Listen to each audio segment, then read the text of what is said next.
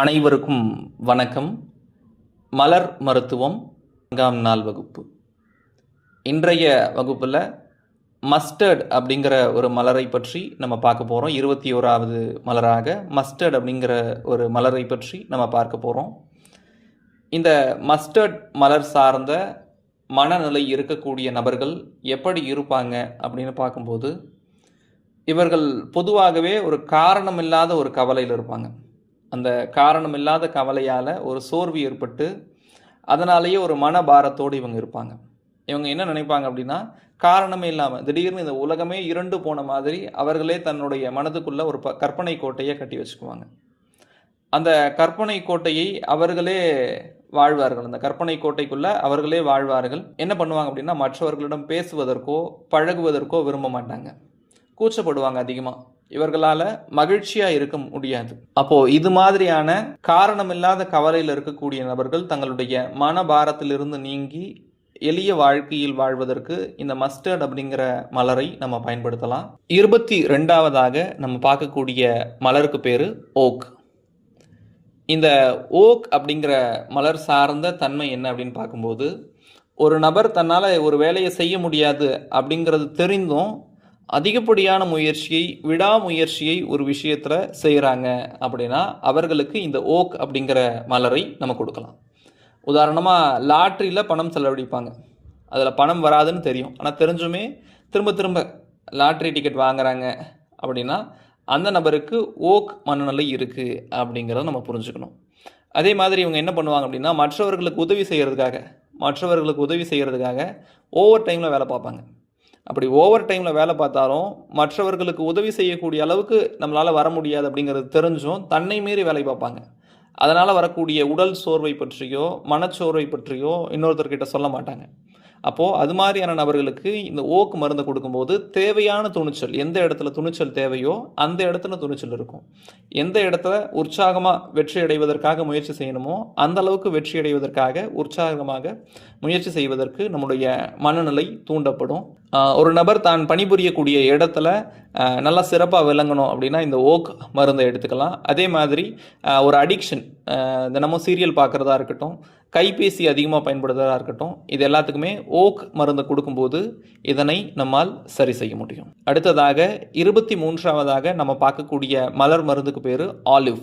இந்த ஆலிவ் மனநிலை இருக்கக்கூடிய நபர்கள் என்ன பண்ணுவாங்க அப்படின்னு பார்க்கும்போது, இவங்களுக்கு ஒரு வேலையை செய்ய ஆரம்பிக்கும் போது ஏற்படக்கூடிய உற்சாகம் அதை முடிக்கும் போது இருக்காது. சீக்கிரமாகவே சோர்வடைந்து விடுவார்கள். அப்போ என்ன பண்ணலாம் அப்படின்னா, ஒரு வேலையை செய்ய ஆரம்பிக்கும் போது இந்த ஆலிவ் அப்படிங்கிற ஒரு மலரை கொடுக்கறது ரொம்பவே நல்லது. ஒரு வேலையை செய்ய ஆரம்பிக்கிறாங்க, கொஞ்ச நேரத்தில் சோர்ந்து போயிடுறாங்க, உடல் அளவிலும் சரி மனதளவிலும் சரி சோர்ந்து போயிடுறாங்க அப்படின்னா அவங்களுடைய உற்சாகத்தையும் தெம்பையும் மீட்டு கொண்டு வர்றதுக்கு இந்த ஆலிவை நம்ம பயன்படுத்தலாம். ஒரு சில நபர்கள் என்ன பண்ணுவாங்க அப்படின்னா, நீடித்த நோயினால் இருப்பாங்க. அந்த நோயால் இது எனக்கு சரியாகவே ஆகாது அப்படிங்கிற ஒரு சோர்வு அவங்களுக்கு வந்துடும், உடல் அளவிலும் சரி மனதளவிலும் சரி. அந்த நபர்களுக்கு இந்த ஆலிவ் கொடுக்கலாம். தூக்கமின்மைக்கு இந்த ஆலிவ் நல்லாவே கேட்கும். 24வதாக நம்ம பார்க்கக்கூடிய மலர் மருந்துக்கு பேர் பைன்.